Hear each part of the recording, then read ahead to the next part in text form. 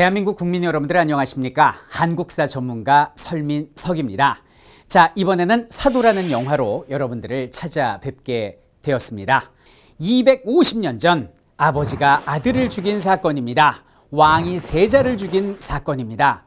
자, 조선왕조 500년뿐만 아니라 세계 역사를 통틀어 보더라도 그 유래를 찾기 어려운 희대의 비극적 스캔들, 왜 이런 일이 벌어질 수밖에 없었는지 그 내용을 살펴보도록 하겠습니다.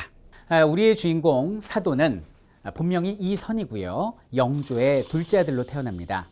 첫째 아들은 효장세자라고 했는데요. 10살 되는 해 먼저 세상을 떠나고요. 영조가 41살에 늦둥이로 낳은 자식이 바로 이선 사도가 되겠습니다. 늦둥이라 이쁜 것도 있지만 얼마나 사랑을 많이 받았겠습니까? 그런데 이 아이가 좀 자라나면서 좀 부모의 기대와는 다른 쪽으로 소질이 발달하게 돼요. 덩치가 커져요. 힘이 엄청나게 세지면서 무술에 심취하게 됩니다. 또 영조는 문치주의를 갈망하는 군주였기 때문에 여기서 이제 부모하고 좀 반목이 많이 생기게 되고요. 결정적으로 아버지하고 틀어진 거는 왕의 업무를 대신 맡아보는, 세자가 대신 맡아보는 대리청정이라는 게 있습니다. 그 대리청정했던 14년 동안 완전히 틀어지게 됩니다. 사도가 실제로 이제 영조를 찾아가서 이렇게 말씀을 드립니다. 아버지, 오늘 이런 일이 있는데 어찌하오리까? 화를 버럭 냈다는 거 아닙니까? 야, 네가 이런 것도 하나 제대로 못하고 무슨 세자야? 너 자격 없어, 필요 없어. 내가 스스로 알아서 해야 되는구나. 아버지, 오늘 이런 일을 했습니다. 뭐야, 네가 왕이야? 뭐 이런 녀석이 다 있어? 보기 싫어, 저리 가. 뭐 여쭤봐도 뭐라 그러고 알아서 해도 뭐라 그러고, 이 사도세자는 아버지가 두려워지기 시작합니다. 꾸중만 하는 아버지였죠. 그래서 청심환을 먹지 않고서는 아버지를 만날 수 없는 지경까지 이르게 되고요. 나중에는 정신병이 오게 되는데, 내가 의관을 정제하면 아버지를 만나러 가야 되니까 내가 옷을 입으면 안 된다는 그 트라우마가 생겨요. 그래서 의대증이라는 병에 걸립니다. 옷을 입힐 때 이 옷이 살갗에 닿기라도 하면 그냥 칼을 꺼내서 옷 입히는 궁녀를 해치고, 쳐다본다고 내관을 해치고, 걷잡을 수 없는 지경까지 사태가 이르게 되죠. 결국 이모화변이라고 그러죠. 작은 뒤주에 갇혀서 아버지의 손에 죽게 됩니다. 자, 근데 여기서 잠깐요. 아무리 자식이 마음에 들지 않고 정신병이 있다 하더라도 어떻게 아버지가 자식을 죽일 수 있느냐, 이해가 안 되실 텐데요. 자, 지금부터는 영조의 입장에서 이 사건을 다시 재구성해 보도록 하겠습니다. 영조를 볼게요. 일단 그 집안의 가계도를 좀 보셔야겠는데요. 영조의 아버지는 숙종이었습니다. 장희빈 남편으로 유명하신 분이죠. 장희빈이 후궁이었고 또 다른 후궁이 있었으니 이 여자가 천민입니다. 무술이 최씨예요. 이 천민의 자식이 바로 연인군입니다. 훗날 영조가 되는 거예요. 자, 어쨌든 여기 있는 배다른 형 윤희가 있지 않습니까? 장희빈 아들. 숙종이 승하하시고 윤희가 왕이 됐으니 이 사람이 경종이에요. 근데 경종은 구사 없죠? 몸 항상 아프죠? 항상 피곤해합니다. 그러니까 당시 집권 세력이었던 소론들은 항상 이것을 걱정을 하는데, 비집권 야당이었던 노론들은 경종 끝났구나, 차기 대권 주자로 내가 연인군 옆에 붙어야겠다라고 생각을 한 모양이죠. 그래서 연인군하고 이렇게 둘이 결탁을 합니다. 그래갖고 아뢰기를 후사가 없으시니 세자가 아닌 세제 책봉하시옵소서. 그리고 몸이 아프시니까 왕의 업무를 대신하는 대리청정하시옵소서. 이렇게 간언을 합니다. 그래갖고 대리청정을 하는데 하루하루가 바늘방석이에요. 이때 그죠? 경종하고 소론 눈 밖에 나가지고 노론들이 죽임을 당하고 쫓겨나고 난리가 나거든요. 이때 연인군도 그러니까 얼마나 무서운 나날이었겠냐고요. 이러다가 그 경종 건강하시라고 올린 감하고 간장게장을 먹고 배탈이 나서 경종이 돌아가셨어요. 그래서 왕이 된 사람이 바로 영조, 연인군이 되는 것입니다. 자, 영조는 왕이 되면서 세 가지 컴플렉스를 가지고 있었습니다. 첫 번째는 천민의 자식이라는 거, 두 번째는 자신의 배다른 형을 죽인 살인자라는 거죠. 경성대왕을 독살한 당신이 어찌 왕이란 말이오? 아직도 독살 타령이냐? 근데 이게 사실인지 아닌지는 영조 본인만 아는데 당시 모든 사람들, 경종 측근들은 다 그렇게 믿고 있었어요. 그러니까 왕 되고 나서도 막 미치겠는 거죠, 영조는. 그래서 영조직위 31년 기사를 보면 이런 말이 나옵니다.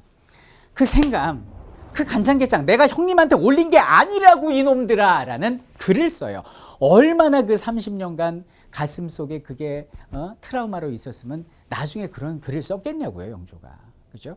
자, 그리고 세 번째는 뭐냐면 노론이 만든 임금이라는 거였습니다. 왕 되고 보니까 노론이 자기를 막 허수아비 세우려고 그러고 꼭두각시 세우려고 하니까 그럼 사방군데 다 나의 적인 셈이죠. 그래서 영조는 이 위기를 헤쳐나가기 위해서 믿을 건 나밖에 없구나. 항상 자기 관리를 열심히 하기 시작했어요. 이러면서 성격이 예민해지고 까칠해지고 깐깐해지게 된 겁니다. 이 삶이요. 끼니를 거르는 법이 없습니다. 채식 위주로 소식으로 꼭꼭 씹어 드시게 되고요. 손에서 책을 놓는 법이 없어요. 하루에 15시간 이상 되는 살인적인 정무를 딱딱한 바닥에서 딱 허리 펴고 앉아가지고 끝까지 보십니다. 자, 이런 영조에게 꿈나무가 태어납니다. 41살에 낳은 자식 사도세자 이선이었죠. 이 늦둥이가 너무 이쁘니까 태어나자마자 세자로 책봉을 합니다.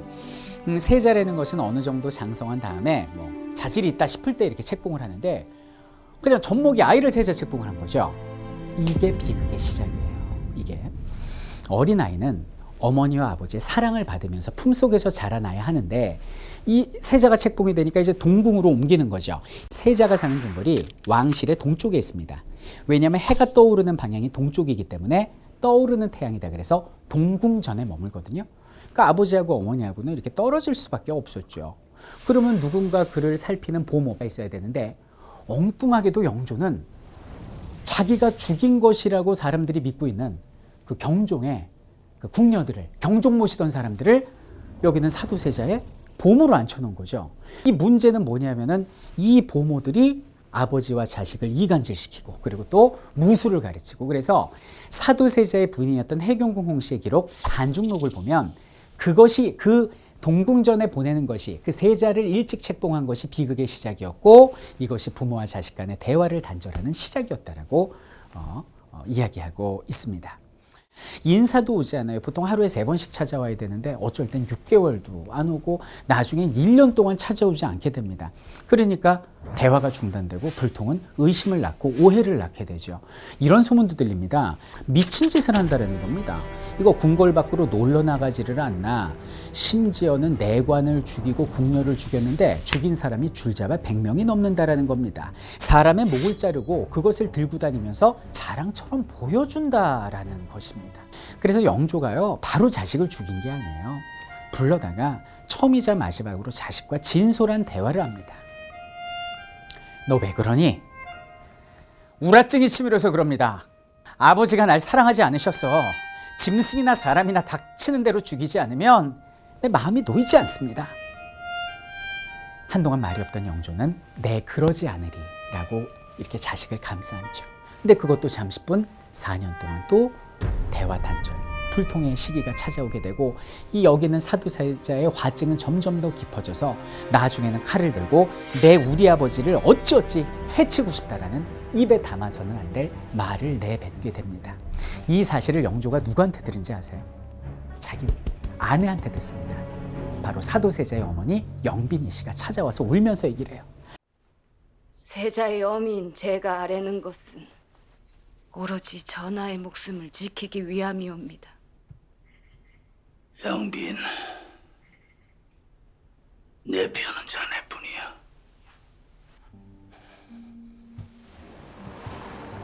결심을 하고 아버지인 숙종사당에 가서 내 오늘 역적을 처단하겠습니다라고 고하고 그리고 칼을 차고 와서 사도세자를 부른 거예요. 그리고 처음에는 자기 손으로 못 해치니까 자결을 권합니다. 자결하라. 내가 죽으면 나라가 망하지만 네가 죽으면 300년 종사는 보존할 수 있다. 아침 7시에 시작해서 저녁 7시까지 그때가 양력으로 7월 4일이었습니다. 얼마나 더웠겠습니까? 하루 온종일을 실갱이를 했지만 거기서 답이 나오지 않은 거죠. 결국은 작은 뒤주에 가두고 사도는 8일 뒤에 주검으로 다시 세상 밖으로 나오게 되는 것이죠. 자, 여기 있는 그림은 사도세자가 그린 개 모습입니다. 강아지들이 어미 품이 그리워서 꼬리를 흔들며 달려가고 있는데 어미개는 등을 돌리고 물끄러미 바라만 보는 모습이죠. 아마도 아버지의 사랑을 받지 못한 사도세자의 아픔이 담겨 있는 그런 작품이 아닌가라는 생각에 더욱더 가슴이 아픕니다. 세자의 지위를 회복하고 그 시호를 생각할 사, 슬퍼할 도, 사도세자라 하라.